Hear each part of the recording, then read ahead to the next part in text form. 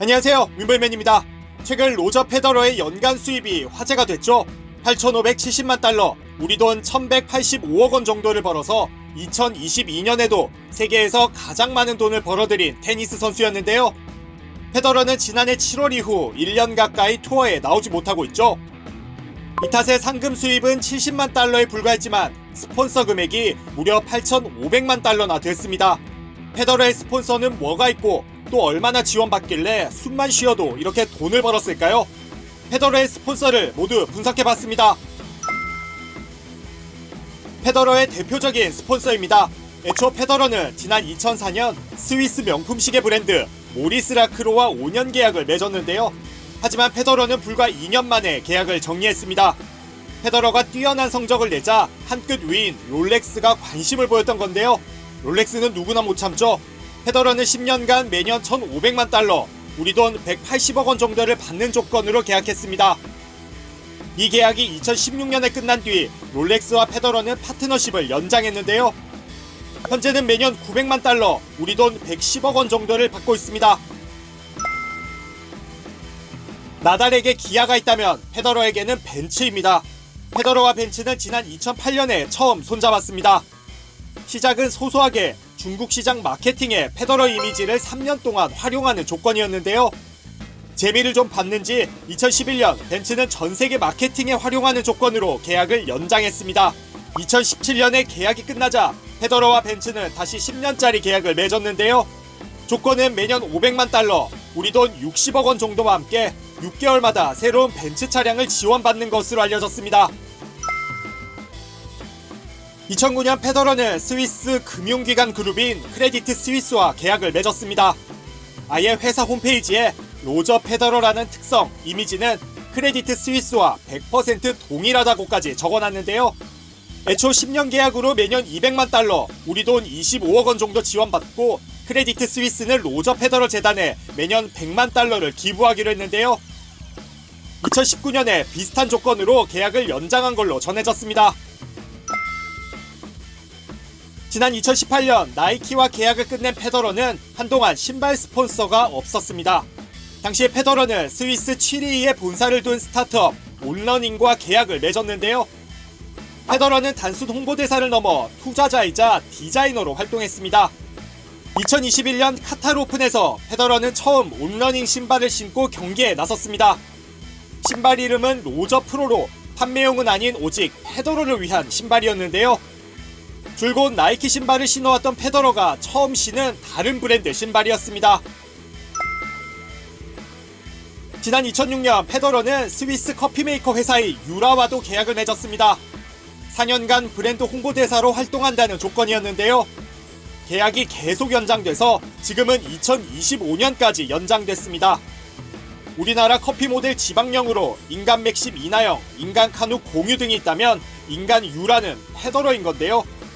5년 계약에 230만 달러 선, 우리 돈 28억 원 정도로 알려졌습니다. 우리나라에서도 유명한 샴페인 모에스 샹동도 페더러의 오래된 스폰서입니다. 지난 2012년 모에스 샹동은 페더러를 새로운 브랜드 홍보대사로 영입했는데요. 2019년 계약은 다시 연장됐고 모에스 샹동은 매년 800만 달러, 우리 돈 100억 원 정도를 페더러에게 후원하고 있습니다.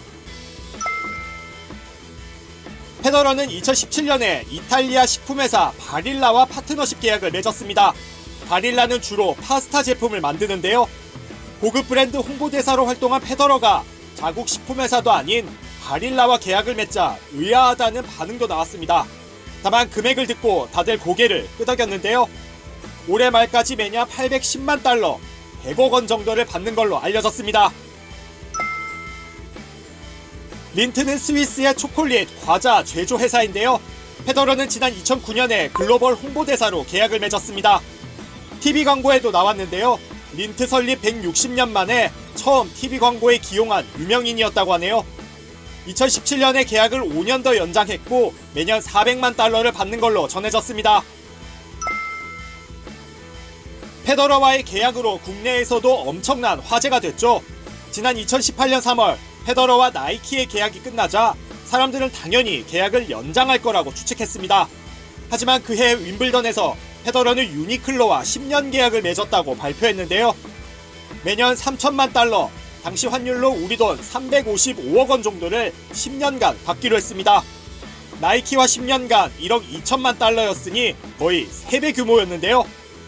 나이키가 페더러의 이름 약자를 딴 로고 RF 소유권을 가지고 있었지만 이후 이 상표권도 페더러가 가져왔습니다. 페더러의 설명에 따르면 테니스에 좀 더 효과적이면서도 과학적인 옷을 입고 싶었다네요. 페더러가 쓰는 라켓이죠. 페더러와 윌슨은 평생 계약을 맺었는데요. 페더러가 쓰는 프로스테프 라켓을 공동 디자인하기도 했습니다. 최근 페더러는 좀 더 큰 프레임을 사용하기 시작했다는데요. 계약 규모는 매년 280만 달러, 40억 원 정도로 알려졌습니다. 선라이즈는 스위스 통신사입니다. 페더러는 지난 2014년 연간 700만 달러, 우리 돈 90억 원을 받는 조건으로 5년 계약했습니다. 이후 계약을 연장했는데요. 지금은 매년 400만 달러를 받고 있다네요. 넷젯은 미국의 개인 제트기 제조회사입니다. 연간 600만 달러, 우리 돈 75억 원 정도를 주고 페더러의 투어 생활을 돕는 개인 제트기도 제공하고 있습니다. 리모아는 독일의 캐리어 제조회사입니다.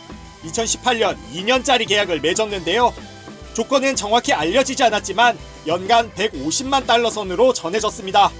리모아는 오랜 시간 전 세계로 투어를 다닌 페더러와 캐리어의 이미지가 딱 맞아 떨어진다고 설명했는데, 팬들은 페더러급의 선수 중 직접 짐을 싸는 사람이 몇 명이나 되냐며 반응이 그닥 좋지는 않았다네요. 지금은 비슷한 조건으로 계약을 연장한 걸로 알려졌습니다. 시계부터 통신사, 캐리어까지 어지간한 브랜드는 다 싹쓸이한 페더러인데요. 페더러는 스위스 관광청의 모델로 활동하면서 후원도 받고 있습니다. 정리하고 보니 스위스 브랜드와 페더러의 윈윈 관계가 눈에 띄는데요. 국내에서도 더 훌륭한 선수들이 많이 나와서 우리나라 유명 브랜드와 계약도 많이 맺었으면 하네요. 이제 홍보대사나 광고 말고 코트 위에선 페더러의 모습도 얼른 보고 싶습니다. 영상 봐주셔서 고맙습니다. 참 구독과 좋아요도 누르셨죠?